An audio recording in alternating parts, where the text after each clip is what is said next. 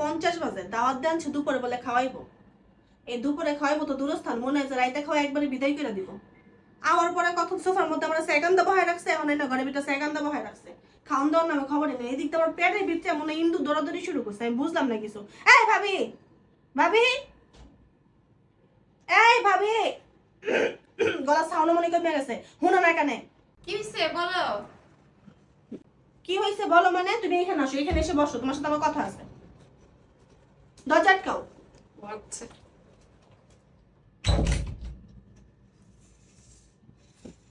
বেশি খিদা লাগছে তো কি দাও লাগবে না? বাজে কটা দেখো তো কটা বাজে, দেখো 3:54 বাজে।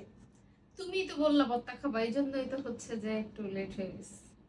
একটু লেট হয়েছে? মুখ দাও দাও, হয়ে গেছে আরে খিদায়। আমার খিদা লাগছে। এটা কেমন দাওয়াত ভাবি? কদি 4টা বাজে, আমি এখন খাইনি, আমার খিদা লাগছে। একটু দেরি করে খাওয়াইতেছি যাতে একবার রাতেরটাও হয়ে যায়, এই জন্য। তুমি তো আমার সাথে বসে কিপটা, তুমি খালি যাও আমগো বাসায়। আমার বাসায় একটু গ্লাস আছে, একটু গ্লাস দিয়ে আমি তোমার শরবত খেতে দেবো, দেখো। আর 4-5টা মুড়ি দেবো খাইতে। টিপটাপি করলে বড় লোক হওয়া যায়।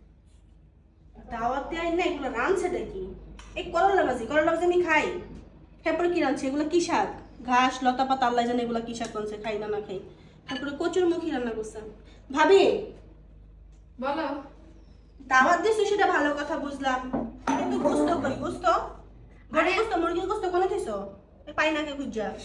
শোনো, আজকে তো হুট করে দাওয়াত দেওয়া হয়েছে না, এই জন্য হচ্ছে এই সিম্পল এই জিনিসগুলো তোমার জন্য রান্না করা। আর আমি জানি তোমার ভর্তা ভাজি শাক এগুলো অনেক পছন্দ, তবে যেদিন তোমাকে স্পেশালি দাওয়াত দেওয়া হবে সেদিন তোমার জন্য স্পেশালি রান্না করা হবে। তবে অবশ্যই রোস্ট রান্না করা হবে, কারণ তুমি তো অনেক রোস্ট পছন্দ করো। একদম থাক, এত করে যখন বলতেছো তাহলে আজকে এইগুলাই খাই না ভাবি।